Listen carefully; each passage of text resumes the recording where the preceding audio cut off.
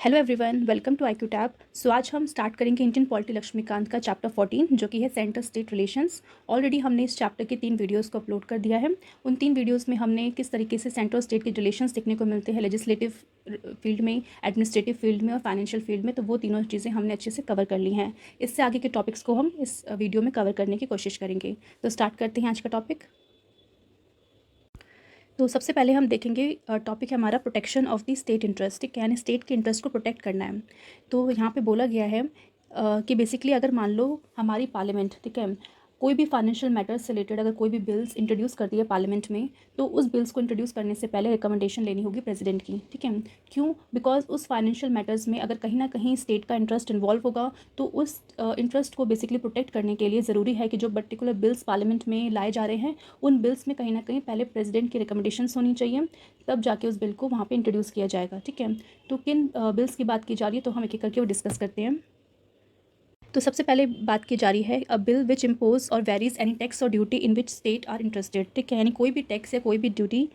जो कहीं ना कहीं स्टेट के इंटरेस्ट में है, उससे रिलेटेड अगर कोई भी बिल आ रहा है, तो उस पर्टिकुलर बिल को सबसे पहले कहाँ पे प्रेसिडेंट के पास रिकमेंडेशन के लिए भेजना ज़रूरी है, ठीक है। तो यहाँ पे आप एक चीज़ देखोगे कि tax on duty in which state interested, तो हम कैसे पता करेंगे कि कौन सी ऐसी टैक्स और ड्यूटी है जहाँ पे स्टेट इंटरेस्टेड है, ठीक है। तो यहाँ पे बोला गया है कि जो एक्सप्रेशन है tax on duty in which state interested, उसका मतलब क्या है। तो सबसे पहला मतलब यहाँ पे बताया गया है कि tax or duty the whole or a part of the net proceed where of are assign to the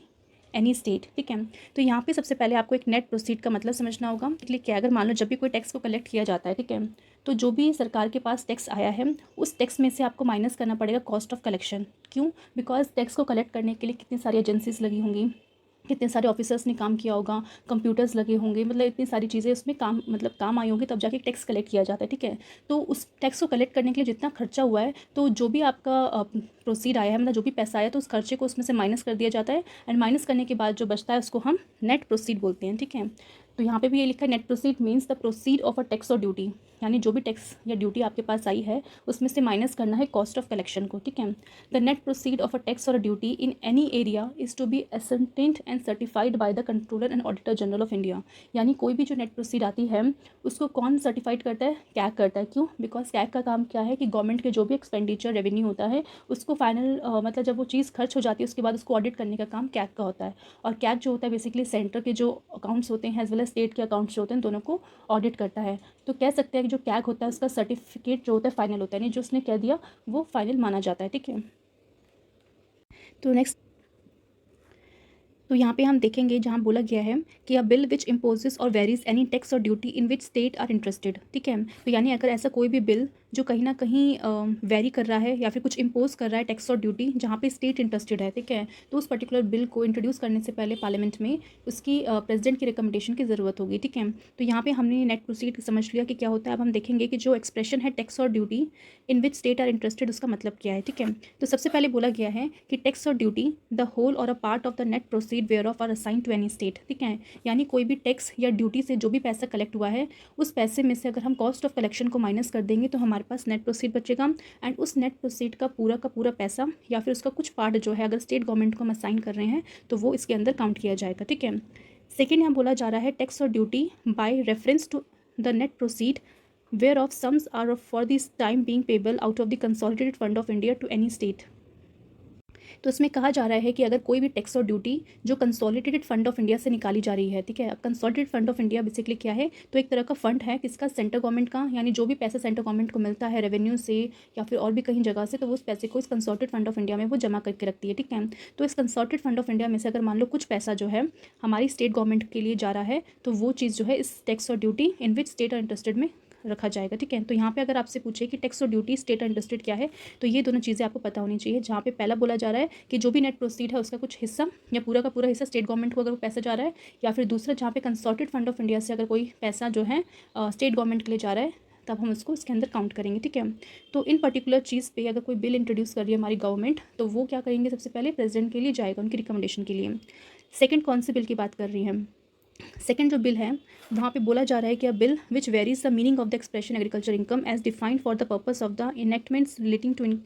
Indian income tax, ठीक है। तो जैसे कि हम जानते हैं कि जो इंडिया का जो इनकम टैक्स है उस पर लेवी करना है, उसको कलेक्ट करने का जो पावर है वो सेंट्रल गवर्नमेंट के पास है, और इनकम टैक्स से जो भी पैसा आएगा फिर उसको डिस्ट्रीब्यूट किया जाता है सेंट्रल स्टेट के बीच में। कैसे डिस्ट्रीब्यूट किया जाता है तो फाइनेंस कमीशन अपनी रिकमेंडेशन के थ्रू बताता है, ठीक है। तो यहाँ पे बोला जा रहा है कि जो इनकम टैक्स है उसके अंदर एग्रीकल्चर इनकम को काउंट नहीं किया जाता, बिकॉज एग्रीकल्चर इनकम पे टैक्स लगाने की पावर जो है हमारी स्टेट गवर्नमेंट के पास है। कल भी हमने देखा था कि स्टेट गवर्नमेंट जो है बेसिकली जो स्टेट लिस्ट में जो 18 सब्जेक्ट है जो टैक्स रिलेटेड है उस पर स्टेट गवर्नमेंट ही उस पर लॉ बना सकती है, उस पर्टिकुलर टैक्स को कलेक्ट भी कर सकती है, और उसको जो टैक्स से जो पैसा आ रहा है वो खुद स्टेट गवर्नमेंट अपने पास रख सकती है, ठीक है। तो उस पर्टिकुलर 18 सब्जेक्ट्स में एक हमारा एग्रीकल्चर इनकम भी था कि एग्रीकल्चर की जो इनकम है उस पर जो टैक्स लगाने की पावर है, उसे कलेक्ट करने की पावर है, उसको उस पैसे को यूज़ करने की पावर हमारी स्टेट गवर्नमेंट के पास होती है। तो अगर मान लो कल की डेट में अगर कोई भी सेंट्रल गवर्नमेंट अगर कोई ऐसा बिल लेके आ रही है जिसकी वजह से जो एग्रीकल्चर इनकम है उसकी मीनिंग में कोई चेंज किया जा रहा है, या फिर उस एग्रीकल्चर इनकम में जो भी टैक्स लगाए जा रहे हैं उस पर्टिकुलर टैक्स रिलेटेड अगर कोई बिल लाया जा रहा है, तो कहीं ना कहीं उस पर्टिकुलर बिल का बारे में जो है स्टेट गवर्नमेंट को पता होना चाहिए। भाई स्टेट गवर्नमेंट का ही तो हक है एग्रीकल्चर इनकम में टैक्स लगाने का,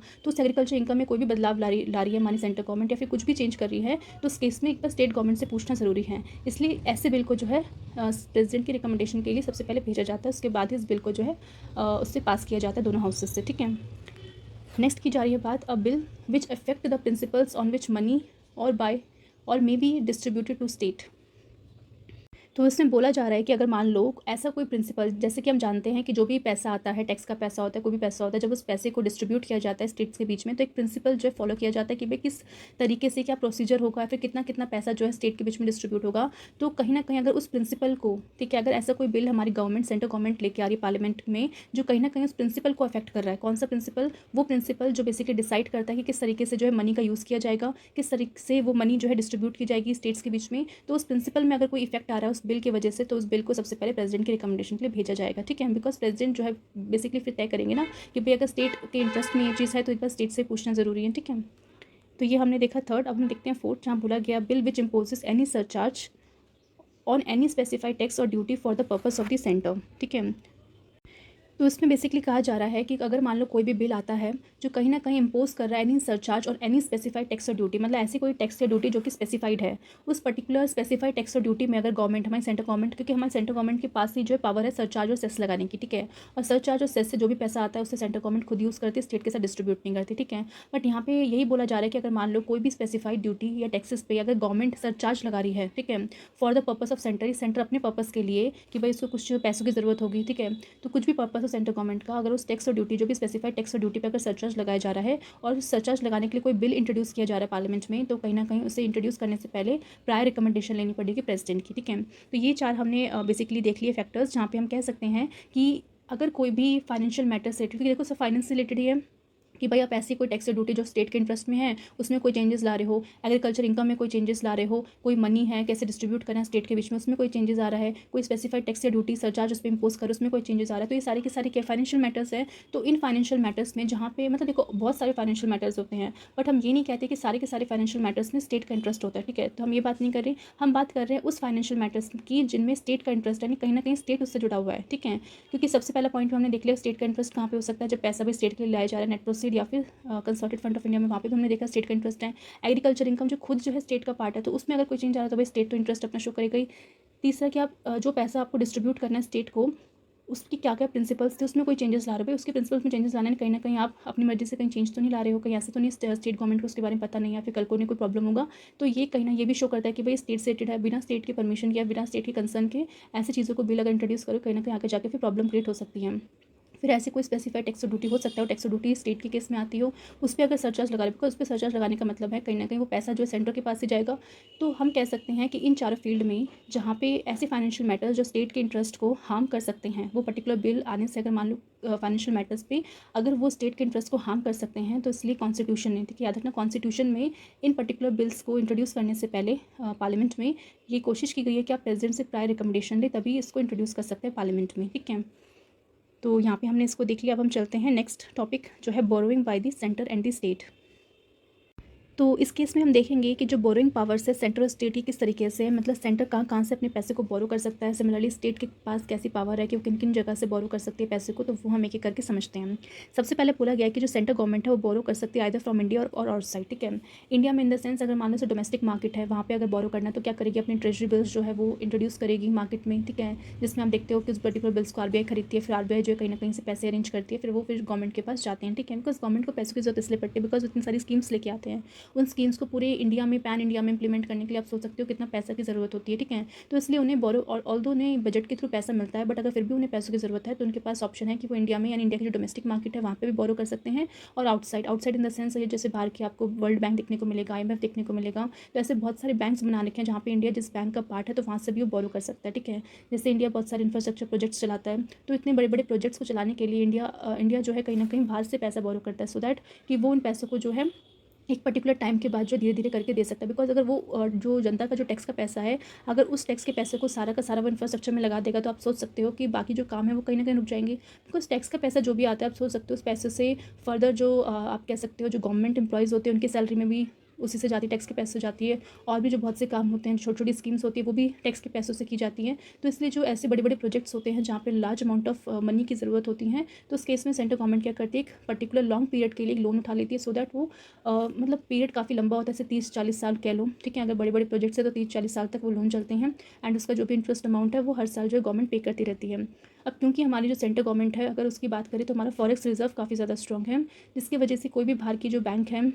ठीक है, वो आसानी से जो इंडिया को पैसा दे भी देते हैं, ठीक है, जो भी, क्योंकि उस केस में जब आप देखोगे कि जब भी आप बैंक से अगर मान लो लोन लेते हो तो आपको एक कोलेट्रल वहाँ पे जमा करना पड़ता है। कोलेट्रल एक तरह से हम कह सकते हैं कि ऐसी कोई चीज़ जिसके बेसिस पे जो है कोई पर्सन आपको जो है पैसा दे सके, लोन दे सके, ठीक है। तो हमारी सेंट्रल गवर्नमेंट क्या करती है, वो कंसोलिडेटेड फंड ऑफ इंडिया, ठीक है। तो जैसे कि हमने बात की थी, कंसोलिडेटेड फंड ऑफ इंडिया वो फंड होता है जहाँ पे हमारे देश का पूरा पैसा इसमें जमा होता है, ठीक है। कोई भी टैक्स का पैसा हो गया, फिर कहीं से भी अगर मान लो गवर्नमेंट ने कोई लोन दिया था उसका पैसा वापस आया सेंट्रल गवर्नमेंट को वो पैसा, तो हर एक पैसा जो है सरकार का वो कंसोलिडेटेड फंड ऑफ इंडिया में ही जमा होता है, ठीक है। जिस तरीके से आपके अपने अपने बैंक अकाउंट्स होते हैं, आप उस अकाउंट्स में अपने पैसे जमा करते हो, आपकी सैलरी उस अकाउंट में आती है, तो सिमिलरली जो सरकार है उसका पूरा पैसा कंसोलिडेटेड फंड ऑफ इंडिया में जमा होता है। अब सरकार क्या करेगी, अगर मान लो उसको बाहर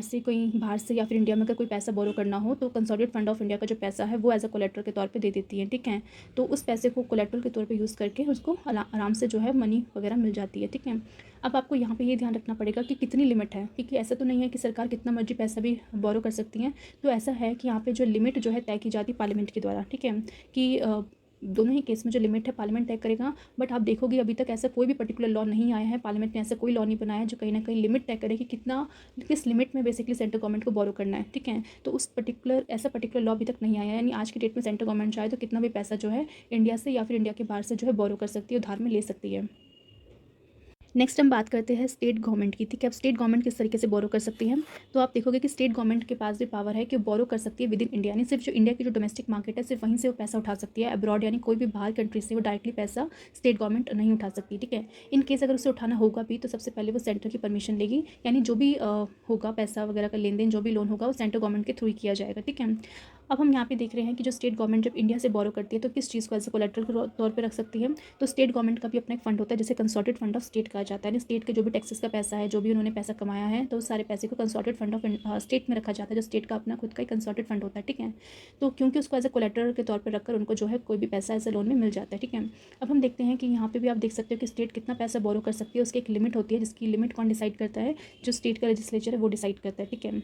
कि भाई स्टेट गवर्नमेंट जो है इस पर्टिकुलर लिमिट से ज़्यादा जो है कोई भी पैसा उधार में नहीं ले सकती। बिकॉज देखो लिमिट इसलिए तय की गई है कहीं ना कहीं क्योंकि आप जब कोई लोन लेते हो तो आप सोचते हो कि लोन लेना आसान है, ठीक है, बट उसको बाद में पे करना और ज़्यादा मुश्किल, बिकॉज इंटरेस्ट पे इंटरेस्ट देना पड़ेगा। और कई बार ऐसा होता है कि कोई प्रेजेंट गवर्नमेंट है भाई उसने अपने इतना सारा डेवलपमेंट करने के लिए, इतने सारे प्रोजेक्ट चलाने के लिए, इतने सारी स्कीम चलाने के लिए भी इतना सारा पैसा ले लिया कि बस पूछो मत। बट कल को अगर मान लो उनकी सरकार गिर गई, कोई और सरकार आ गई, तो बर्डन उसके पास हो जाएगा कि भाई पहले वाली सरकार ने भी इतना पैसा ले लिया डेवलपमेंट के लिए, ये स्कीम चलाने के लिए, वो स्कीम चलाने के लिए, तो भाई जो नई सरकार है उनको कहीं ना कहीं से अरेंज करने पड़ेंगे वो पैसे ताकि वो इस लोन को चुका सके। तो इसलिए एक लिमिट तय की जाती है कि कोई भी गवर्नमेंट आए बस उस लिमिट से ज़्यादा पैसा खर्च ना करें, ठीक है।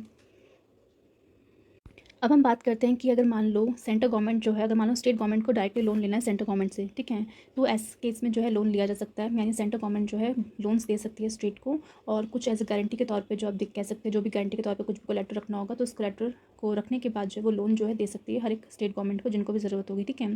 अब हमें ये देखना है कि स्टेट गवर्नमेंट किस तरीके से जो है लोन मिलता है। तो लोन तो चलो ले सकते हैं वो, बट साथ साथ आप देखते हो बहुत सारे ग्रांट्स भी दिए जाते हैं। तो कल की वीडियो में हमने ग्रांट्स पढ़े थे, स्टैट्यूटरी ग्रांट होती है, जहाँ पे हमने देखा था कि अगर कोई भी स्टेट को फाइनेंशियल कोई भी असिस्टेंस चाहिए, यानी कोई भी उन्हें पैसे की कमी लग रही है, तो वो एज अ ग्रांट के तौर पे उन्हें दे सकता है। कितना ग्रांट जाएगा, और हर एक स्टेट को ज़रूरी नहीं आपको सेम ग्रांट देना है, डिफरेंट ग्रांट्स दे सकते हैं अकॉर्डिंग टू देयर नीड्स, क्योंकि कितनी ज़रूरत है किसको, ठीक है। तो हमारे जो फाइनेंस कमीशन होता है वो बेसिकली डिसाइड करते हैं कि किस पर्टिकुलर स्टेट को मतलब उनकी ज़रूरत के हिसाब से कितना ग्रांट देना है। इसके हिसाब से इसके अलावा जो है बेसिकली डिस्क्रिशनरी ग्रांट भी होती है, जहाँ पे डिस्क्रिशनल होता है सेंट्रल गवर्नमेंट का कि वो चाहे दे भी सकती है या नहीं दे सकती। उसमें भी हमने 2 कंडीशंस देखा था। पहली कंडीशन जहाँ पे बोला गया था कि अगर मान लो कोई पर्टिकुलर ऐसी नेशनल प्लान है या फिर कोई भी ऐसा कोई स्कीम है जिसे इंप्लीमेंट करना बहुत ज़रूरी है, उसे इंप्लीमेंट करना, और इसकी इंप्लीमेंटेशन के लिए कहीं ना कहीं ज़्यादा पैसों की ज़रूरत आ रही है, तो उस समय वो सेंटर चाहे, मतलब उन पर कोई फोर्स नहीं कर सकता, बिकॉज ये डिस्क्रिशनरी है, सेंटर की मर्जी है कि वो चाहे तो उस पर्टिकुलर ग्रांट को जो है, डिस्क्रिशनरी ग्रांट का जो पैसा है वो स्टेट गवर्नमेंट को दे सकती है। और सेकंड कंडीशन हमने देखी थी कि किस तरीके से अगर जो सेंटर है उसका जो इन्फ्लुएंस है, यानी कि कोऑर्डिनेशन, क्योंकि देखो कोई भी नेशनल प्लान होता है उसमें स्टेट जो है अपना हिसाब से उसको एग्जीक्यूट करता है, तो उसके एग्जीक्यूशन में कोई भी सेंटर चाहता है कोऑर्डिनेट करना, उसमें थोड़ा सा इन्फ्लुएंस बढ़ाना चाहता है, तो उस केस में क्या कर सकता है, ग्रांट दे सकता है। ग्रांट पैसों के तौर पर उसको मदद करेगा स्टेट गवर्नमेंट में, तो कहीं ना कहीं जो भी स्टेट गवर्नमेंट काम कर रही है तो उसमें कहीं ना कहीं अपनी कोऑर्डिनेशन, अपनी जो इन्फ्लुएंस वहाँ पर शामिल कर सकता है, ठीक है। तो इस तरीके से हम देख सकते हैं कि स्टेट को जब भी ज़रूरत होती है तो ग्रांट तो उन्हें मिलती ही है, बट अगर वो चाहे अगर लोन लेना तो लोन भी उठा सकते हैं सेंट्रल गवर्नमेंट से, ठीक है। और जो भी लोन होगा वो कहाँ से निकलेगा, वो चार्ज किया जाएगा कंसोर्टेड फंड ऑफ इंडिया से, बिकॉज सेंटर के पास पैसा कहाँ पे रखा हुआ है, तो एक ही जगह पैसा रखा है कंसोर्टेड फंड ऑफ इंडिया से, तो जो भी अगर लोन भी चाहिए होगा स्टेट गवर्नमेंट को, तो सेंट्रल गवर्नमेंट जो है इसी फंड में से निकाल के जो है स्टेट गवर्नमेंट को लोन दे देगी, जितने भी टाइम के लिए उन्हें लोन चाहिए होगा, ठीक है। इसके अलावा बात की गई है 4th पॉइंट में कि state can not raise any loan without the consent of the centre. तो यानी कि अब हम यहाँ पे देखेंगे कि कौन कौन से केसेस में स्टेट गवर्नमेंट को अगर मान लो लोन लेना है, तो लोन लेने से पहले उन्हें सेंटर से कंसेंट लेना पड़ेगा, नहीं कहीं ना कहीं सेंटर से एक बार पूछना पड़ेगा कि भाई मैं लोन ले सकता हूँ या नहीं ले सकता, ठीक है। तो वो कौन सी 2 कंडीशन है, पहला कि if there is a still outstanding any part of loan made to be the state by the centre, यानी कि अगर मान लो स्टेट गवर्नमेंट ने पास में कोई लोन ले रखा है सेंट्रल गवर्नमेंट से, ठीक है, तो उस पर्टिकुलर लोन को उन्होंने पूरी तरह से चुकाया नहीं है, उसका कुछ पार्ट जो है अभी भी एज अ आउटस्टैंडिंग, मतलब अभी भी बचा हुआ है, उन्होंने सेंटर को पे नहीं किया। अब मान लो उन्हें फिर से कोई लोन चाहिए, ठीक है, तो क्या करेंगी, तो लोन लेने से पहले कहीं से मान लो डोमेस्टिक मार्केट से उठा रही हैं, तो वो क्या करेंगी, एक बार सेंटर से पूछेंगी, ठीक है। बिकॉज क्यों सेंटर से पूछना जरूरी है, बिकॉज आपने ऑलरेडी पहले जो है सेंटर से लोन ले रखा है और उस लोन का पूरा रकम भी आपने चुकाया नहीं है, फर्दर आप लोन लेना चाहते हो, तो एक बार बस सेंटर से पूछ लो कि आप उस लायक हो कि आप लोन ले सकते हो, बिकॉज लोन लेने का मतलब बाद में उसे पे भी करना है, ठीक है। तो इसलिए आपको सेंटर से एक बार कंसेंट लेना जरूरी हो जाएगा। दूसरी कंडीशन यहाँ बोली गई है कि in respect of which guarantee has been given by the state, यानी ऐसा कोई पर्टिकुलर लोन जहाँ पे कहीं ना कहीं जब आपने सेंटर स्टेट ने कोई लोन लिया होगा तो उस समय उस लोन की गारंटी किसने ली होगी, सेंटर ने। गारंटी लेने का मतलब है कहीं ना कहीं अगर मान लो कोई पार्टी आपको लोन दे रही है, तो अगर थर्ड पार्टी आके उसे गारंटी ले लेती है, ठीक है, मान लो कि एक पार्टी और दूसरी पार्टी के बीच में क्या एग्रीमेंट हुआ है कि भाई ए पर्सन जो है बी पर्सन को लोन दे रहा है इतना एक्स अमाउंट, ठीक है, तो जो बी पर्सन है उसके पास मान लो कभी कोलेट्रल नहीं रहा, कुछ नहीं रहा, तो उससे ए पर्सन कैसे भाई देगा बी को लोन, ठीक है, तब तो मुश्किल हो जाएगी, बिकॉज इतना बड़ा अमाउंट आप किसी पर्सन को दे रहे हो बिना कोलेट्रल दिए, तो कल को ये भी हो सकता है कि वो पैसे लेके भग जाए, आपका पैसा वापस ही ना करें। तो उस केस में अगर मान लो कोई एक ऐसा पर्सन मिल जाए जो उस केस की गारंटी ले लें, तो जो पर्सन ए है उसे कहीं ना कहीं एक तरह की कह सकते हैं इसको दिलासा मिल जाएगा कि नहीं उसका पैसा जो है सेफ़ है, बिकॉज कल को अगर बी पर्सन ने नहीं दिया तो जिस पर्सन ने गारंटी ली है उसके पास बात आ जाएगी भाई उसको देने पड़ेंगे, तो एक भाई टेंशन फ्री रहेगा वो, ठीक है। तो इस केस में भी यही बोला गया कि अगर मान लो कि इन केस अगर मान लो कभी भी स्टेट ने जो भी लोन लिया होगा और उस लोन की गारंटी जो है एज अ सेंटर ने रखी होगी कि भाई मैं उस चीज़ से गारंटी लेता हूँ, तो उस केस में भी अगर मान लो फर्दर अगर स्टेट गवर्नमेंट कोई लोन लेना चाहती है तो उस केस में सेंटर से कंसेंट लेगी। तो ये 2 ऐसी कंडीशन है जहाँ पे कह सकते हैं कि स्टेट जो है लोन लेने से पहले एक बार सेंटर से पूछ लेगी कि भाई वो लोन ले सकती है या नहीं ले सकती। तो नेक्स्ट टॉपिक है हमारा इंटर गवर्नमेंटल टैक्स इम्यूनिटीज़, ठीक है, यानी कि जो हमारा कॉन्स्टिट्यूशन है, ठीक है, तो बाकी जितने भी फेडरल कॉन्स्टिट्यूशन होते हैं उसके जैसे ही हमारा जो इंडियन कॉन्स्टिट्यूशन है वहाँ पे एक तरह का रूल होता है जहाँ पे बोला जाता है कि इम्यूनिटी मिलती है फ्रॉम द म्यूचुअल टैक्सेशन, यानी दोनों का जो म्यूचुअल टैक्सेशन है उसमें जो है कहीं ना कहीं इम्यूनिटी देखने को मिलती है, ठीक है। तो कैसे इम्यूनिटी मिलती है, क्या है, ये हम एक एक करके समझते हैं। सबसे पहले हम देखेंगे exemption of central property from the state taxation, यानी सेंटर की जो प्रॉपर्टी है स्टेट में, तो उस प्रॉपर्टी पे जो है स्टेट टैक्स नहीं लगा सकती, उसको एग्जेम्प्ट किया गया है, ठीक है। तो यहाँ पे हम देखेंगे तो प्रॉपर्टी जो होती है सेंटर की exempted from all the taxes, ठीक है, जो स्टेट के पास जो जो पावर है टैक्स लगाने की, तो वो सारे के सारे टैक्सेस जो है सेंटर की प्रॉपर्टी पे नहीं लगा सकती स्टेट गवर्नमेंट, ठीक है। अब स्टेट की कोई भी गवर्नमेंट हो गई या फिर कोई भी अथॉरिटी जो उस पर्टिकुलर स्टेट में है वो उस पर टैक्स नहीं लगा सकती। तो हम देखते हैं कौन कौन सी अथॉरिटी की यहाँ बात की जा रही है। जैसे आपका म्यूनसिपालिटीज़ हो गया, डिस्ट्रिक्ट बोर्ड हो गया, पंचायत हो गया, तो ऐसी जो भी अथॉरिटीज़ है जो स्टेट के अंदर काम कर रही हैं, तो वो सेंटर की कोई भी प्रॉपर्टी पे टैक्स नहीं लगा सकती, ठीक है। But the parliament is empowered to remove this ban, ठीक है। बट अगर मान लो पार्लियामेंट जो है अगर चाहे तो ये जो बैन है इसको रिमूव कर सकता है। कैसे रिमूव कर सकता है? अगर मान लो पार्लियामेंट में एक बिल पास कर दिया जाए कि नहीं, इन पर्टिकुलर प्रॉपर्टीज़ में भी जो है स्टेट गवर्नमेंट टैक्स लगा सकती है, ठीक है। तो ये हम देख सकते हैं। अब हम यहाँ पे बात करते हैं वर्ड प्रॉपर्टीज़। प्रॉपर्टी में बेसिकली कौन कौन सी चीज़ें इंक्लूड की गई हैं? तो सबसे पहला कोई भी लैंड, ठीक है। मान लो वो लैंड जो है बेसिकली किसका है, मतलब स्टेट गवर्नमेंट के अंदर कोई ज़मीन है जो सेंटर ने खरीदी है, ठीक है। तो सेंटर ने वो ज़मीन खरीद ली, तो उस पर स्टेट गवर्नमेंट टैक्स नहीं लगा सकती। नॉर्मली क्या होता है, जब आपकी कोई ज़मीन आप खरीदते हो, किसी भी स्टेट में आप रह रहे हो, तो ज़मीन को खरीदते हो तो कोई आपको टैक्स को आपको पे करना पड़ता है। बट क्योंकि यहाँ पे सेंट्रल गवर्नमेंट खरीद रही है ज़मीन को, तो सेंट्रल गवर्नमेंट को कोई टैक्स पे करने की जरूरत नहीं है स्टेट गवर्नमेंट को, ठीक है। इसके अलावा कोई मान लो बिल्डिंग है, ठीक है, जो सेंटर ने खरीद रखी है, कोई चैटल्स हैं, शेयर्स है, डेट हो गया, everything that has a money value, ठीक है, जिसकी कोई ना कोई मनी वैल्यू होती है। इसके अलावा कोई भी ऐसी प्रॉपर्टी जो मूवेबल हो, जिसे आप आसानी से मूव कर सकते हो, जैसे कि कोई भी व्हीकल्स हो गया, ठीक है। बहुत सारी आप देख सकते हो कि जो जैसे मान लो कोई मिलिट्री है, उनकी गाड़ियाँ हो गई, वो एक जगह से दूसरी जगह मूव करती है। इमूवेबल चीज़ हो गई जो मूव नहीं कर सकती। टेंजिबल जिससे आप टच कर सकते हो, छू सकते हो, ऐसी कोई चीज़। इनटेंजिबल जिसे आप छू नहीं सकते। लाइक उस तरह से कोई भी अगर कोई भी ऐसी चीज़ है सेंटर ने पेटेंट ले रखी है, कॉपीराइट है उसमें सेंट्रल गवर्नमेंट का, तो वो सारी चीज़ों के ऊपर जो है हम कह सकते हैं वो इंटेंजिबल है, ठीक है। तो उस पर जो है स्टेट गवर्नमेंट टैक्स नहीं लगा सकती, ठीक है। एंड द प्रॉपर्टी में बी यूज्ड फॉर, अब वो जो प्रॉपर्टी यहाँ पे बात की जा रही है किसके लिए यूज़ हो रही है? दो चीज़ों के लिए। It is used for the sovereign, ठीक है, लाइक आर्म्ड फोर्सेस के लिए यूज़ की जा रही है। क्योंकि नॉर्मली क्या होता है कि जो जितने भी आर्म फोर्सेस होते हैं वो सेंटर का पार्ट माना जाता है, ठीक है। बट क्योंकि वो स्टेट में भी काम करते हैं, बिकॉज स्टेट की सिक्योरिटी के लिए काम करते हैं, तो उस समय जो भी वो काम कर रहे हैं, वहाँ पे वो रह रहे हैं, उनकी एक प्रॉपर बिल्डिंग है, जो भी वो गाड़ियाँ यूज़ कर रहे हैं, वो सारी चीज़ें सेंटर की है, बट स्टेट के अंदर यूज़ की जा रही है, तो स्टेट गवर्नमेंट उस केस में उन पर टैक्स नहीं लगा सकती। सिमिलरली जो कमर्शियल पर्पज़ के लिए कोई भी कमर्शियल काम किया जा रहा है, उस पर्पज़ के लिए उस प्रॉपर्टी को यूज़ कर रहे हैं, तो भी वहाँ पे टैक्स नहीं लगा सकती, ठीक है। बट यहाँ पे आपको एक चेंज देखने को मिलेगा, जहाँ बोला गया है कि कोई भी कॉर्पोरेशन या कोई भी कंपनीज़ जो क्रिएट की गई है सेंट्रल गवर्नमेंट ने, यानी कि अगर मान लो कल को कोई भी कंपनी है, उस कंपनी में मेजॉरिटी ऑफ द शेयर जो है वो अगर सेंट्रल गवर्नमेंट के है, तो माना जाएगा कि वो सेंट्रल गवर्नमेंट की कंपनी या फिर उसकी कॉर्पोरेशन है, ठीक है। तो ये जो कंपनी और कॉर्पोरेशन है, they are not immune from state tax or local tax, ठीक है। यानी कि इन पर्टिकुलर कंपनीज़ में, इन कॉर्पोरेशन में स्टेट गवर्नमेंट हो या लोकल गवर्नमेंट हो, वो टैक्स लगा सकती है, ठीक है। और इसका रीज़न यही है बिकॉज कि जो कॉर्पोरेशन होती है, कंपनी होती है, वो एक सेपरेट लीगल एंटिटी होती है। सेपरेट इन द सेंस कि नॉर्मली अगर आप बात करते हो, जैसे कोई भी टैक्स अथॉरिटी हो गई, ठीक है, जीएसटी वगैरह, इस तरह से हम देखते हैं सेंट्रल और स्टेट दोनों के दोनों जिनके पास पावर है जीएसटी पे लॉ बनाने की और किस तरीके डिस्ट्रीब्यूट करना है। तो जीएसटी के ऑफिस आपको देखो स्टेट में भी देखने को मिलेंगे, ठीक है, सेंटर में भी देखने को मिलेंगे। तो ये सारी चीज़ें क्या है, सेंट्रल गवर्नमेंट का पार्ट है, ठीक है, बिकॉज उसके अंदर वो आता है। सिमिलरली जो कंपनीज़ हैं और कॉर्पोरेशन हैं, बस उसमें शेयर्स हैं, ठीक है, मतलब सेंट्रल गवर्नमेंट ने बस उस कंपनी में अपना पैसा लगा रखा है, डायरेक्टली किसी सेंट्रल गवर्नमेंट का पार्ट नहीं माना जाएगा, इनको एक सेपरेट लीगल एंटिटी माना जाएगा। क्योंकि ये सेपरेट लीगल एंटिटी है, इसलिए कहीं ना कहीं स्टेट गवर्नमेंट जो है इन पर टैक्स लगा सकती है, ठीक है। तो यहाँ हमने बात कर ली कि किस तरीके से सेंट्रल गवर्नमेंट की जो प्रॉपर्टी है उन पर स्टेट टैक्स नहीं लगा सकती। अब हम देखेंगे कुछ ऐसी स्टेट की प्रॉपर्टीज़ हैं, ठीक है, जिन्हें सेंट्रल के टैक्सेशन से एग्जेम्प्ट मिली है। नेक्स्ट इसमें बोला गया है कि कोई भी प्रॉपर्टी या कोई भी इनकम, ठीक है, जो किसकी है, स्टेट गवर्नमेंट की है, ठीक है। अगर मान लो कोई भी ऐसी प्रॉपर्टी या कोई भी इनकम आ रही है जो कि सेंटर के कंट्रोल में है, वहाँ से आ रही है, तो कहीं ना कहीं प्रॉपर्टी में, उस इनकम में सेंटर अपना टैक्स नहीं लगा सकती, यानी उस चीज़ में उसको एग्जेम्पशन मिली हुई है, ठीक है। और ये जो इनकम है कैसे डिराइव की जा सकती है? कोई भी सोवरेन फंक्शंस किया जा रहा है स्टेट के द्वारा, या फिर कोई भी कमर्शियल फंक्शंस किया जा रहा है, तो उसके थ्रू अगर कोई भी इनकम जनरेट हो रही है, तो सेंटर उस इनकम पर अपना टैक्स नहीं लगा सकते, बिकॉज वो इनकम किसकी, स्टेट गवर्नमेंट की है। But the centre can tax the commercial operation of a state if parliament so provide, यानी मान लो कोई भी कमर्शियल फंक्शंस कर रही है स्टेट, तो उस केस में वो चाहे तो सेंटर उस पर टैक्स लगा सकती है। और टैक्स लगाने के लिए क्या करना पड़ेगा, एक बिल पास करना पड़ेगा पार्लियामेंट से। तो जब तक पार्लियामेंट से कोई बिल या लॉ पास नहीं हो जाता, तब तक सेंट्रल गवर्नमेंट उस पर टैक्स नहीं लगा सकती। नेक्स्ट यहाँ बोला गया है कि जो पार्लियामेंट है can declare any particular trade or business as incidental to the ordinary functions of the government and it would not be taxable, ठीक है। यानी कोई भी पर्टिकुलर ट्रेड या बिजनेस किया जा रहा है, तो उसमें भी जो है बेसिकली उसके फंक्शंस में भी जो है उसको टैक्स नहीं लगाया जा सकता, ठीक है। नेक्स्ट यहाँ पे बोला जा रहा है कि जो भी प्रॉपर्टी या फिर जो भी इनकम होती है जो लोकल अथॉरिटीज़ से, क्या किसकी बात की जा रही है यहाँ पे, लोकल अथॉरिटीज़ की बात की जा रही है। Local authorities in the sense panchayat हो गया, म्यूनसिपालिटीज़ हो गया, तो उनकी कोई प्रॉपर्टी या कोई भी इनकम जो कि कहाँ सिचुएटेड है, विद इन द स्टेट है, and they are not exempted from the central taxation, यानी उन पर सेंट्रल का टैक्स लग सकता है, तो उन्हें बेसिकली एग्जेम्प्ट नहीं किया गया। एग्जेम्प्ट का मतलब है उन्हें छूट नहीं दी गई है। सेंट्रल गवर्नमेंट चाहे तो उनकी जो लोकल अथॉरिटीज़ की जो भी प्रॉपर्टी है, जो भी इनकम है, उस पर वो टैक्स लगा सकती है। सिमिलरली जो भी प्रॉपर्टी या इनकम जो होती है कॉर्पोरेशन या कंपनीज़ की, जो कहीं ना कहीं स्टेट ओन करते हैं, तो उस पर सेंट्रल टैक्स लगा सकती है। तो यहाँ पे हमने देखा कि किस तरीके से जो सेंटर के भी कोई कंपनी या कॉर्पोरेशन थी जो स्टेट गवर्नमेंट के एरिया में है, तो क्योंकि उसको एक सेपरेट लीगल एंटिटी माना जाएगा, इसलिए वहाँ पे स्टेट गवर्नमेंट टैक्स लगा सकती है। सिमिलरली जो स्टेट गवर्नमेंट की कोई भी कॉर्पोरेशन है, कोई भी कंपनी है जहाँ पे मेजर शेयर होल्डिंग जो है स्टेट गवर्नमेंट की है, और उस कंपनी और कॉर्पोरेशन पे भी जो है सेंटर जो है टैक्स लगा सकते हैं, बिकॉज उस केस में उस कंपनी और कॉर्पोरेशन को एक सेपरेट लीगल एंटिटी के तौर पर देखा जाएगा। ठीक है। नेक्स्ट यहाँ पे बोला गया कि सुप्रीम कोर्ट का एक एडवाइजरी ओपिनियन आया था 1963 में, जहाँ पे बोला गया था कि देखो जो स्टेट की जो भी ड्यूटीज़ होती है, कस्टम ड्यूटी होती है या फिर एक्साइज ड्यूटी होती है, तो उस पर्टिकुलर ड्यूटीज़ में कोई भी एग्जम्पशंस नहीं दे रही कि सेंट्रल टैक्सेशन की, यानी कि जो भी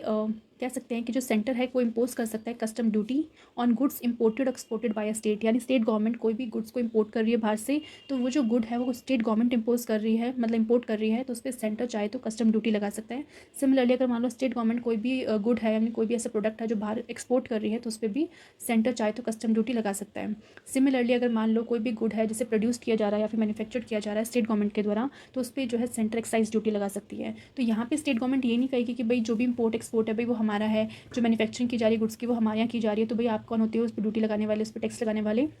तो ये यहाँ पे आप देख सकते हो सुप्रीम कोर्ट ने यही कहा कि इन केसेस में कोई भी एग्जाम्पशन, कोई भी इम्यूनिटी नहीं मिलेगी स्टेट गवर्नमेंट को, क्योंकि यहाँ पे सेंट्रल गवर्नमेंट का पूरा हक बनता है कि वो इस तरह से excise duty and custom duty लगा सकता है। बट हम देखेंगे कि जो एक्साइज ड्यूटी है और कस्टम ड्यूटी है वो आज की डेट में जीएसटी का पार्ट बन चुके हैं, और जिस तरीके से जीएसटी में अब कोई भी लॉ लाना है, लेवी कैसे करना है, कलेक्ट कैसे करना है, वो सेंटर डिसाइड करती है। फिर इन दोनों का पैसा जो इक्वली सेंटर स्टेट के बीच में डिस्ट्रीब्यूट होता है। डिस्ट्रीब्यूशन किसके थ्रू होता है? जीएसटी काउंसिल में। हम देखते हैं किस तरीके से डिसाइड करते हैं कि कैसे कैसे डिस्ट्रीब्यूशन करना है। ठीक है, तो ये हमने बेसिकली देख लिया कि कैसे जो है किसी पर्टिकुलर एंटिटी को किस तरीके से जो है इम्यूनिटी मिली हुई है एक दूसरे से। ठीक है, सेंटर को स्टेट से मिली हुई है, स्टेट को सेंटर से मिली हुई है। अब हम बात करते हैं इफेक्ट ऑफ इमरजेंसी स्कीम।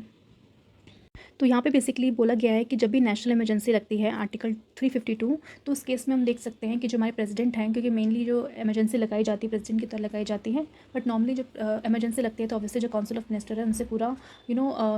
कहते हैं ना, उनसे पूछ पाछ के इमरजेंसी लगाई जाती है। ठीक है, पर लगाता कौन है? प्रेसिडेंट लगाते हैं। तो इस केस में जो प्रेसिडेंट होते हैं तो वो कहीं ना कहीं मॉडिफाई कर सकते हैं कॉन्स्टिट्यूशनल डिस्ट्रीब्यूशन जो होता है revenues between centre and state. ठीक है, यानी कि जब नॉर्मल डेज हैं, यानी जब नॉर्मल सिचुएशन चल रही है, कोई इमरजेंसी सिचुएशन नहीं है, तो उस केस में सेंटर और स्टेट के बीच में किस तरीके से जो रेवेन्यू का डिस्ट्रीब्यूशन होगा, तो वो हमने देख लिया कि किस तरीके से पैसे को डिस्ट्रीब्यूट किया जाएगा। बट अगर मान लो उस पर्टिकुलर स्टेट में नेशनल इमरजेंसी लग गई है, तो नेशनल इमरजेंसी के टाइम पर हम देखते हैं जो पावर होती है सेंटर के पास आ जाती है, तो उस केस में जो स्टेट का लेजिस्लेचर है कहीं ना कहीं वो काम नहीं करता है, क्योंकि मेन पावर जो लेजिस्लेशन की, एडमिनिस्ट्रेशन की, फाइनेंस तक जो है सेंटर के कंट्रोल में हो जाता है। तो इस केस में प्रेसिडेंट चाहे तो मॉडिफिकेशन कर सकता है कि किस तरीके से पैसे को डिस्ट्रीब्यूट करना है सेंटर और स्टेट के बीच में। ठीक है, तो इसका मतलब क्या है कि किस तरीके से मॉडिफिकेशन कर सकते हैं हमारे प्रेसिडेंट। तो यहाँ पे बोला गया कि प्रेसिडेंट चाहे तो वो जो है आइदर रिड्यूस कर सकते हैं कि भाई इतना कम पैसा दो स्टेट को, या फिर कैंसिल भी कर सकते हैं transfer of finance, both tax sharing और ग्रांट इन एड। ठीक है, यानी जो भी टैक्स का पैसा स्टेट गवर्नमेंट को दिया जाता है, जो भी ग्रांट इन एड दी जाती है स्टेट को, तो उस पर्टिकुलर इमरजेंसी के टाइम पे जो है प्रेसिडेंट बोल सकता है, डिसीजन ले सकता है कि या तो भाई आप इस पैसे को जो दे रहे हो स्टेट को कम कर दो, कम पैसा दो, या तो पूरी तरह से कैंसिल कर दो कि कोई पैसा जो इस टाइम पे किसी स्टेट में, तो उस पर्टिकुलर स्टेट को या फिर जो भी स्टेट है उनको पैसा नहीं दिया जाएगा। ठीक है, तो इस तरह का मॉडिफिकेशन जो प्रेसिडेंट कर रहे हैं इमरजेंसी के दौरान वो कंटिन्यू रहेंगे till the end of the financial year in which the emergency ceases to operate. ठीक है, फॉर एग्जांपल मान लो जो इमरजेंसी लगी थी वो लगी है मान लो 1 जनवरी, ठीक है, 2020 को। ठीक है, तो 1 जनवरी 2020 को भी इमरजेंसी लगा दी, और मान लो फिर 1 जनवरी 2021 तक वो इमरजेंसी सीज हो गई, मतलब ख़त्म हो गई। तो हम जैसे कि हम जानते हैं हमारा जो फाइनेंशियल ईयर वो स्टार्ट होता है 1 अप्रैल से लेकर 31 मार्च तक। ठीक है, तो यानी जो हमारा जनवरी 2020 में भी जो फाइनेंशियल ईयर ख़त्म होगा वो कब ख़त्म होगा? 31 मार्च को ख़त्म होगा। तो यानी कि जो 1 जनवरी 2021 तक हमारी इमरजेंसी रहेगी, तो उस इमरजेंसी के टाइम पे जो भी मॉडिफिकेशन थी वो तो चलेंगी, पर जैसी इमरजेंसी ख़त्म होती है, मान लो जब भी ख़त्म होती है, तो तब से लेकर जो भी फाइनेंशियल ईयर आ रहा है, and of the financial year जो आ रहा है उसको बेसिकली गिना जाएगा, वहाँ तक हम कह सकते हैं उस मॉडिफिकेशन को कंटिन्यू रखा जाएगा। ऐसा नहीं कर सकते कि भाई 1 जनवरी 2021 को भाई ये इमरजेंसी खत्म हो गई, तब से ये जो मॉडिफिकेशन है भाई इसको खत्म कर दो, अब जो भी पैसा आना है वो आने दो। ऐसा नहीं कर सकते, एक फाइनेंशियल ईयर को कंसिडर किया जाता है। ठीक है, ताकि फाइनेंशियल ईयर को इसलिए कंसिडर किया जाता है कहीं ना कहीं जो इसमें कह सकते हैं एक तरह का नॉर्मलाइज करने के लिए, बिकॉज फाइनेंशियल ईयर में पैसों का लेन देन होता है। अगर आप बीच में पैसा दे दोगे तो जो एक तरह का जो बैलेंस है, कहीं ना कहीं जो कैलकुलेशंस है उसमें थोड़ी प्रॉब्लम आ सकती है। तो इससे बेटर है कि एक फाइनेंशियल ईयर खत्म होने दो, उसके बाद जो भी नया फाइनेंशियल ईयर स्टार्ट होगा तो उसमें नई तरीके से जो भी पैसा देना चाहिए स्टेट को सेंटर के द्वारा, तो वो दिया जाना चाहिए। ठीक है, नेक्स्ट आप एक और एग्जांपल से समझ सकते हैं कि किस तरीके से ये कंटिन्यू रहती है till the end of the financial year. ठीक है, तो अगर मान लो कोई इमरजेंसी है वो लगी है मान लो 1 जून, ठीक है, 1 जून 2020 को लगी थी। ठीक है, और ख़त्म हो रही है 1 जून 2021 को। ठीक है, 1 साल तक इमरजेंसी लगी, तो 1 जून 2020 को इमरजेंसी ख़त्म हो गई। और हम जानते हैं कि हमारा जो फाइनेंशियल ईयर है वो कब स्टार्ट होता है? 1 अप्रैल मान लो 1 अप्रैल से स्टार्ट हुआ, 1 अप्रैल 2021 से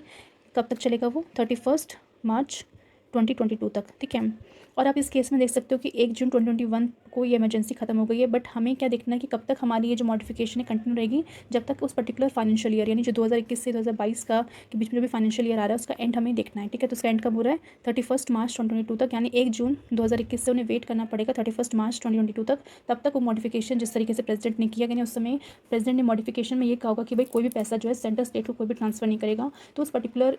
and of the financial year तक उन्हें स्टेट गवर्नमेंट को वेट करना पड़ेगा कि भले उनकी स्टेट से फाइनेंशियल इमरजेंसी खत्म हो गई हो, फिर भी उन्हें उस फाइनेंशियल ईयर की एंड होने तक का वेट करना पड़ेगा, क्योंकि जब तक year and financial year and नहीं हो जाता तब तक उन्हें पैसा नहीं मिल सकता, बिकॉज जो भी मॉडिफिकेशन प्रेसिडेंट ने की हो तब तक चालू रहेगी, ठीक है। तो यहाँ पे हमने देख लिया नेशनल इमरजेंसी के टाइम पे, ठीक है। अब हम यहाँ पे बात करते हैं फाइनेंशियल इमरजेंसी, ठीक है। फाइनेंशियल इमरजेंसी जो बेसिकली लगाई जाती है आर्टिकल 360 के तहत, ठीक है। तो जब भी फाइनेंशियल इमरजेंसी लगाई जाती है तो उसमें क्या चीज़ देखा जाता है कि सेंटर चाहे तो डायरेक्शंस दे सकते हैं स्टेट को। तो किन किन चीज़ों में जो है सेंटर डायरेक्शन दे सकते हैं स्टेट को। तो पहली डायरेक्शन तो सेंटर ये दे सकती है कि जो भी आपके खर्चा है उसको बेसिकली कम कीजिए, ठीक है। To observe the specified canons of financial property. Next है बोल सकती है to reduce the salary and allowance of all the class of person serving in the state, यानी जो स्टेट गवर्नमेंट में सर्व कर रहे हैं ऐसे जो लोग हैं उनकी जो भी सैलरीज जाती है स्टेट गवर्नमेंट से, जो भी अलाउंसेस जाते हैं, तो कहीं ना कहीं उसको रिड्यूस करने की बात कह सकते हैं, बिकॉज देश में फाइनेंशियल इमरजेंसी लगी। फाइनेंशियल इमरजेंसी का मतलब है कि भाई पैसों की कमी है, जो पैसों की कमी है तो वहाँ पे कोशिश की जाएगी ना कैसे करके उन पैसों को सेव करना। तो जो भी सैलरीज आप दे रहे हो अपने एम्प्लॉयज़ को, जो भी गवर्नमेंट एम्प्लॉयज़ हैं, तो उनकी सैलरी आप कम कर दो, सो दैट कहीं ना कहीं से तो पैसे बचाने पड़ेंगे। और जो भी अलाउंसेस मिलते हैं कि भाई ये फंड है वो फंड है वो पैसा ये पैसा, तो वो भी बंद कर दो, ठीक है। तो ये डायरेक्शन स्टेट गवर्नमेंट को दे सकते हैं सेंटर गवर्नमेंट। मतलब कह सकते हैं कि फाइनेंशियल इमरजेंसी के टाइम पे सेंटर के पास काफ़ी ज़्यादा पावर हो जाती है कि वो पर्टिकुलर स्टेट को इस तरह से डायरेक्शंस दे सकते हैं। और हम जानते हैं कि जो डायरेक्शंस दे रही हैं सेंटर गवर्नमेंट स्टेट गवर्नमेंट को, तो स्टेट गवर्नमेंट इन डायरेक्शंस को फॉलो करने से बिल्कुल मना नहीं कर सकती, बिकॉज अगर इन केस मना करेगी तो हम जानते हैं प्रेसिडेंट रूल लग सकता है। और जब भी प्रेसिडेंट रूल लगेगा तो भाई स्टेट गवर्नमेंट कुछ काम नहीं कर पाएगी, पूरा का पूरा जो एडमिनिस्ट्रेशन है वो कहीं ना कहीं पूरा सेंटर के कंट्रोल में आ जाएगा। तो इससे बेटर है कि स्टेट जो है सेंटर के एडवाइस को मान ले, ठीक है। इसके अलावा मतलब बेसिकली कह सकती हैं कि रिजर्व करना है ऑल द मनी बिल्स और other financial bill for the consideration of president, यानी कि जब भी देश में फाइनेंशियल इमरजेंसी लगी है तो उस टाइम पे अगर कोई भी स्टेट लेजिस्लेचर कोई भी इस तरह का मनी बिल पास कर रहा है अपनी लेजिस्लेचर से, या फिर कोई भी फाइनेंशियल बिल पास कर रहा है। अब यहाँ पे आपको कन्फ्यूजन हो सकती है कि एक मनी बिल और फाइनेंशियल बिल में फ़र्क क्या है। दोनों तो पैसे जैसे ही लग रहे हैं, दोनों में पैसों की बात ही होगी,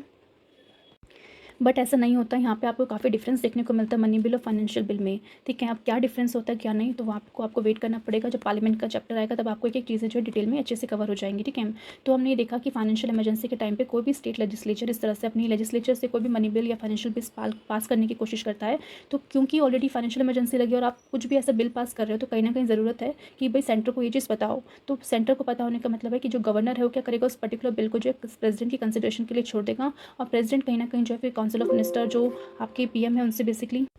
पूछ पाछ के जो है फिर जाके डिसीजन देंगे कि वो पर्टिकुलर बिल जो है पास होना चाहिए नहीं होना चाहिए, ठीक है। अगर सेंट्रल गवर्नमेंट को लगता है कि नहीं इस पर्टिकुलर मनी बिल से फाइनेंशियल बिल से जो है काफ़ी प्रॉब्लम आ सकती है, क्योंकि ऑलरेडी पैसे हमारे पास नहीं है, या फिर वो कुछ भी पैसे मांगने की बात कर रहे हैं, तो अभी पैसे नहीं है तो अभी ज़रूरत नहीं है इस बिल को पास करने की, तो प्रेसिडेंट चाहे तो उस पर्टिकुलर बिल में अपनी एसेंट नहीं दे सकते। अगर नहीं देंगे तो बिल पास नहीं होगा। तो इस तरह से देख सकते हैं कि ओवरऑल जो सेंटर की जो पावर होती है ड्यूरिंग द इमरजेंसी काफ़ी ज़्यादा स्ट्रॉन्ग हो जाती है, ठीक है।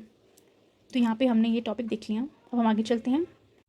नेक्स्ट टॉपिक है हमारा ट्रेंड इन सेंटर स्टेट रिलेशंस, ठीक है। तो सेंटर और स्टेट के रिलेशंस किस तरीके से इवॉल्व हुए, क्या क्या ट्रेंड्स देखने को मिला, बिकॉज हमने देखने को मिलेगा कि किस तरीके से टेंशन्स क्रिएट होने लग गई थी एक पर्टिकुलर टाइम के बाद सेंटर का और स्टेट के रिलेशंस में, ठीक है। तो उन सबको हम धीरे धीरे डिस्कस करेंगे। तो हुआ ये था कि अगर आप देखो कि जब से हमारा जो कंट्री आज़ाद हुआ 1947 से, आप देख सकते हैं टिल 1967 तक, ठीक है। तो इस टाइम पीरियड तक हम देखेंगे सेंटर और स्टेट में जो है सेम गवर्नमेंट थी, ठीक है। ज़्यादातर जो हमारी कांग्रेस गवर्नमेंट थी वही जो है मेजॉरिटी में थी और काफ़ी अच्छे से रूल भी कर रही थी और काम कर रही थी, बिकॉज मेजॉरिटी होने की वजह से और सेंटर और स्टेट में एक ही पार्टी है तो ज़्यादा से ज़्यादा कोई कॉन्फ्लिक्ट देखने को नहीं मिलेगा, ठीक है। तो हम कह सकते हैं कि जो सेंटर स्टेट के रिलेशंस थे वो बाय एंड लार्ज काफ़ी स्मूथ चल रहे थे, बिकॉज वन पार्टी रूल कर रही थी सेंटर में भी और स्टेट में भी, ठीक है। बट 1967 में जो इलेक्शंस हुए थे उस इलेक्शंस ने काफ़ी चीज़ों को चेंज कर दिया। चेंज इस तरीके से देखने को मिला कि जो कांग्रेस की पार्टी थी वो 9 स्टेट में हार गई थी, और साथ ही साथ में जो सेंटर के अंदर जो पोजीशन थी कांग्रेस पार्टी की, ठीक है, वो काफ़ी ज़्यादा वीक हो गई, ठीक है। तो भाई कांग्रेस पार्टी को तो भाई झटका लग गया कि ऑलरेडी हम इतने टाइम से रूल कर रहे हैं, एक पार्टी ही रूल कर रही है, सेंटर में भी है स्टेट में भी है,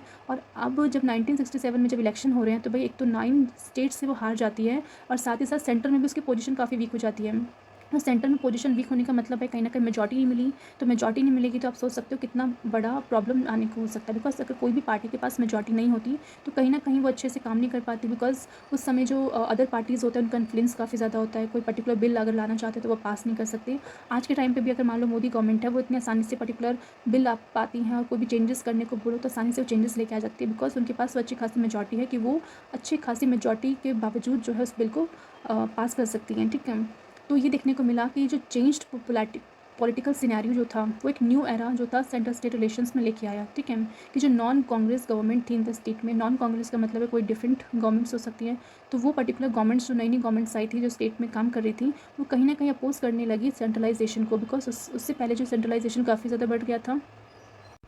और जब भी हम देखेंगे सेंट्रलाइजेशन काफ़ी ज़्यादा होगा तो उस केस में जो है स्टेट के पास पावर नहीं रहेगी। और सेंट्रल गवर्नमेंट का अगर इंटरवेंशन स्टेट गवर्नमेंट की मतलब एरिया में अगर देखने को मिलेगा तो उस केस में स्टेट गवर्नमेंट जो है कहीं ना कहीं कन्फ्लिक्ट की सिचुएशन अराइज करेगी। ठीक है, तो यही देखने को मिला कि जितनी भी स्टेट गवर्नमेंट्स थी, जो 9 स्टेट में, क्योंकि हमने देखा कांग्रेस पार्टी हार गई थी, तो 9 स्टेट्स में जो भी स्टेट गवर्नमेंट बन के आई, तो उन स्टेट गवर्नमेंट का मेन टारगेट यही था कि कैसे ना कैसे करके जो सेंट्रलाइजेशन यानी जो सेंटर ने अपनी ज़्यादा पावर दिखा रखी है, कहीं भी वो इंटरफेयर करते रहते हैं स्टेट के कामों में, उनको हमें कहीं ना कहीं कम करना है। ठीक है, तो ये जो सारे इश्यूज़ निकल के आ रहे थे जहाँ पे स्टेट गवर्नमेंट चाहती थी कि उन्हें ऑटोनॉमी मिलनी चाहिए, उन्हें फ्रीडम मिलनी चाहिए, और वो डिमांड कर रही थी कि उन्हें ज़्यादा से ज़्यादा पावर मिले और जो फाइनेंशियल रिसोर्सेज है स्टेट के उसमें भी उन्हें पावर मिले। ठीक है, क्योंकि इससे पहले जो हमारी सेंटर है वो उनके पास से ज़्यादा जो है पावर हुआ करती थी। तो इस तरीके से जो है काफ़ी सारी टेंशन्स और कॉन्फ्लिक्ट देखने मिले सेंट्रल स्टेट रिलेशंस में। ठीक है, तो वो सबसे पहले हम एक एक करके करते हैं कि कौन कौन से वो एरियाज़ थे जहाँ पे सेंट्रल और स्टेट का कन्फ्लिक्ट देखने को मिला।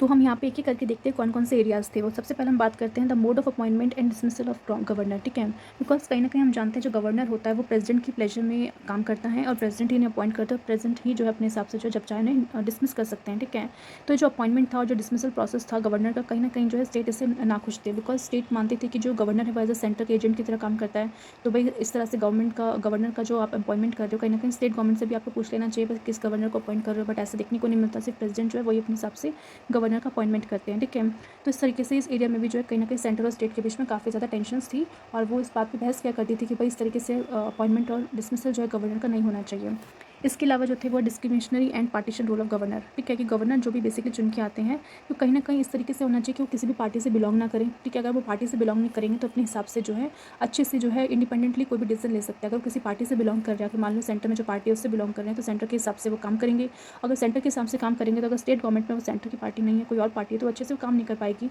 तो इस तरीके से भी जो है काफ़ी ज़्यादा सेंटर स्टेट के बीच में प्रॉब्लम्स थी। नेक्स्ट था imposition of president rule for the partition interest, यानी जो भी पार्टीशन इंटरेस्ट होगा कि भाई कोई भी जो दो पार्टीज़ है, सेंटर में अलग पार्टी है, स्टेट में अलग पार्टी है, तो अगर सेंटर की जो भी डायरेक्शन स्टेट को दिए जाते हैं उस डायरेक्शन को अगर स्टेट फॉलो नहीं करेगी तो सेंटर क्या करती है भाई, पार्टी वो प्रेसिडेंट रूल लगा देती है। तो वो भी नहीं चाहते थे। नेक्स्ट बोला गया है कि डिप्लॉयमेंट करना है सेंट्रल फोर्सेस का in the state to maintain law and order. कभी कभार देखा जाता है कि किस तरीके से अगर स्टेट में कुछ ऐसे लोग हैं जो कहीं ना कहीं लॉ एंड ऑर्डर को ख़राब करते हैं, सेशनिस्ट टेंडेंसी को जनरेट करते हैं, रॉयट्स फैला देते हैं, तो उस केस में उस वहाँ पे लॉ एंड ऑर्डर को मेंटेन करने के लिए सेंटर क्या करती है, अपनी फोर्सेस को डिप्लॉय कर देती है। जैसे आप देख सकते हो आर्मी वगैरह होती है, CISF होती है, तो इन सब लोगों को डिप्लॉय करने से क्या होता है, वहाँ पे लॉ एंड ऑर्डर को कंट्रोल किया जा सकता है। बट जो स्टेट गवर्नमेंट है वो इससे नाखुश इसलिए होते हैं बिकॉज कहीं ना कहीं जो स्टेट की खुद की जो एजेंसीज़ हैं, मतलब देख सकते हैं जो उनकी पुलिस फोर्सेज है, तो उनका काम भी लॉ एंड ऑर्डर को मेंटेन करना है। बट हम देखते हैं जब बात इतनी ज़्यादा बढ़ जाती है कि लॉ एंड ऑर्डर पुलिस से नहीं संभलता, तब जाके स्टेट सेंटर इंटरफेयर करती है। ठीक है, तो कहीं ना कहीं जो स्टेट गवर्नमेंट है उन्हें इस तरीके से जो फोर्सेस आती है सेंटर गवर्नमेंट की, वो भी कहीं ना कहीं उनसे भी प्रॉब्लम है कि भाई इस तरह से सेंटर गवर्नमेंट अपनी फोर्सेस को हमारे स्टेट के अंदर डिप्लॉय नहीं कर सकता। इसके बाद बोला जा रहा है reservation of state bills for the consideration of the president. यानी कि अगर मान लो स्टेट लेजिस्लेचर कोई भी बिल लेके आ रहा है लेजिस्लेचर में, उसे गवर्नर के पास भेज रहा है असेंट के लिए, तो गवर्नर क्या करता है भाई, प्रेसिडेंट की असेंट के लिए कंसिडर करने के लिए उस बिल को रिजर्व करके रख देता है कि भाई उस पर्टिकुलर बिल को प्रेसिडेंट ही जो है अपनी सहमति देंगी। ठीक है, तो कहीं ना कहीं जो स्टेट गवर्नमेंट है फिर वो अच्छे से जो है बिल भी नहीं ला पाते। भाई हर बिल पे आप ऐसे करोगे कि भाई उसे प्रेसिडेंट के लिए कंसिडर करने के लिए आप भेज रहे हो, रिजर्व कर रहे हो, तो भाई स्टेट गवर्नमेंट अपने हिसाब से काम नहीं कर पाएंगी। तो इससे भी उन्हें काफ़ी ज़्यादा प्रॉब्लम थी कि भाई इतना रिजर्वेशन नहीं होना चाहिए बिल का। ठीक है, नेक्स्ट उन्हें बेसिकली प्रॉब्लम थी कि discrimination in financial allocation to the state, यानी जो भी फाइनेंशियल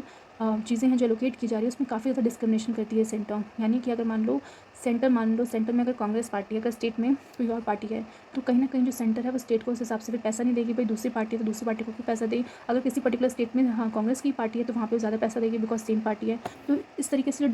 डिफरेंस देखने को मिलता है parties between centre and the state, उस केस में जो एलोकेशन जो होता है फाइनेंशियल चीज़ों का, वो कहीं ना कहीं उसमें जो है डिस्क्रिमिनेशन देखने को मिलता है। तो वो पार्टीज़ जो कहीं ना कहीं सेंटर में लगे, स्टेट में लगे, तो वो कहीं ना कहीं इस बात के ऊपर क्रिटिसाइज़ करते हैं कि आप लोग डिस्क्रिमिनेशन करते हो जब भी फाइनेंशियल एलोकेशंस करना होता है स्टेट को, ठीक है। तो इससे भी ना पूछते हैं। नेक्स्ट थी उन्हें प्रॉब्लम प्लानिंग कमीशन से, बिकॉज प्लानिंग कमीशन कहीं ना कहीं कहो तो उसमें जो था प्रोसेस, जो था जो डेवलपमेंट का प्रोसीजर जो फॉलो किया जाता था, जिस तरीके से काम कर सकते थे, तो सेंटर के हिसाब से ज़्यादातर काम किए जाते थे, ठीक है। तो उस केस में स्टेट का इन्वॉल्वमेंट बहुत ही कम था। जो भी प्लान्स किया जा रहा है, जो भी प्रोजेक्ट्स बनाए जा रहे हैं, वो सेंटर में जो बैठे हुए जो एमपीज़ है वही बेसिकली डिसाइड कर रहे हैं भाई किस तरीके से प्लानिंग की जाएगी, किस तरह से स्टेट में प्रोजेक्ट्स लाए जाएंगे। तो प्लानिंग कमीशन में देखोगे स्टेट का कोई इन्वॉल्वमेंट ही नहीं था। तो उससे भी उन्हें प्रॉब्लम थी कि भाई हमारा तो इन्वॉल्वमेंट करो, हमारे यहाँ पे आप प्रोजेक्ट्स ला रहे हो, हमारे यहाँ पे डेवलपमेंट करो, हमसे ही नहीं पूछ पा रहे, तो फिर किस तरीके से काम करोगे, ठीक है। नेक्स्ट था management of all India services. तो ऑल इंडिया सर्विसेज जिस तरीके से हमने देखा था कि स्टेट की अपनी सर्विसेज होती है, सेंटर की अपनी सर्विसेज होती है, बट ऑल इंडिया सर्विसेज को बनाया गया था IAS IPS और इंडियन फॉरेस्ट सर्विस। तो कहीं ना कहीं फेडरलिज्म को तो डिस्ट्रॉय करती हैं। बट अगर हम दूसरा पॉइंट देखें जहाँ पे बोला गया है कि ऑल इंडिया सर्विसेज एक ऐसा पोस्ट है जहाँ पे एक स्ट्रैटेजिक पोस्ट मानी जाती है, इसमें यहाँ पे कुछ ही लोगों से चुन के यहाँ पे भेजे जाते हैं, जो काफ़ी इंपॉर्टेंट है हमारे एडमिनिस्ट्रेशन के लेवल को बढ़ाने के लिए, ठीक है। बट ऑल्दो जो स्टेट है वो उनसे नाखुश है कि भाई हमारी जब एजेंसी, हमारी जो सर्विसेज है, तो ये सर्विसेज की क्या ज़रूरत है, ठीक है। नेक्स्ट उन्हें इशू था use of electronic media for political purposes, ठीक है। भाई जो पॉलिटिकल पार्टी मेजॉरिटी में रहेगी तो वो इलेक्ट्रॉनिक मीडिया को अपने हिसाब से यूज़ करेगी, भाई अपनी प्रचार देगी, अपने अपने पॉलिटिकल जो एजेंडाज उनके बारे में बात करेंगी, ठीक है। नेक्स्ट इशू था appointment of inquiry commission against the chief minister, कि भाई चीफ मिनिस्टर जैसे काम नहीं कर रहा फिर कुछ भी है तो उसके लिए एक इंक्वायरी कमीशन बिठा दी जाती थी। तो इस तरीके से जो भी चीफ मिनिस्टर्स थे उन्हें पसंद नहीं था कि भाई ऐसे इंक्वायरी कमीशन क्यों बिठा रहे हो। नेक्स्ट इशू था उन्हें sharing of finances between centre and the state, की जो भी फाइनेंस जो शेयर किए जाते हैं सेंटर और स्टेट के बीच में, कहीं ना कहीं उसमें डिस्क्रिमिनेशन करती है गवर्नमेंट, जो सेंटर गवर्नमेंट होती है। तो उस हिसाब से हम कह सकते हैं कि उन्हें काफ़ी इशूज़ थे कि भाई जितना पैसा हमें चाहिए उतना पैसा सेंटर गवर्नमेंट हमें प्रोवाइड नहीं करती। नेक्स्ट इशू था उन्हें encroachment bye the centre on the state list, कि सेंटर के पास ऑलरेडी यूनियन लिस्ट है, अब उसमें बेसिकली लॉ बना सकती हैं, यहाँ तक कि कॉन्क्रेंट लिस्ट में भी वो सेंटर स्टेट के साथ मिलकर लॉ बना सकती है। बट स्टेट लिस्ट में जब सेंटर का इंक्रोचमेंट होता है तब कहीं ना कहीं जो स्टेट की गवर्नमेंटों ने प्रॉब्लम होती है कि भाई हमारे पास एक यही तो लिस्ट है, इसमें हम लॉ बना सकते हैं, उसमें भी जो सेंटर गवर्नमेंट आ जाती है कि भाई हमारे पास ये पावर है कुछ, जहाँ पे हमने देखा था किस तरीके से किन किन एरियाज़ में जो है सेंटर जो है स्टेट लिस्ट में आके जो है कहीं ना कहीं लॉ बना सकती हैं। तो उस चीज़ से भी हम कह सकते हैं सेंटर और स्टेट के बीच में काफ़ी टेंशन्स थी। तो ये सारे जो इश्यूज़ थे सेंटर स्टेट के बीच में, कहीं ना कहीं ये देखी गई कि जो मिड 1960s है उस टाइम से लेके जो है कहीं ना कहीं टेंशन्स काफ़ी ज़्यादा क्रिएट होती गई। अब इतनी सारी टेंशन्स रहेंगी तो अच्छे से काम नहीं हो पाएगा, इसलिए ज़रूरत है कि कुछ कमीशंस बिठाए जाए जो इस टेंशन्स को कहीं ना कहीं रिजॉल्व करें और एक सोल्यूशन प्रोवाइड करें।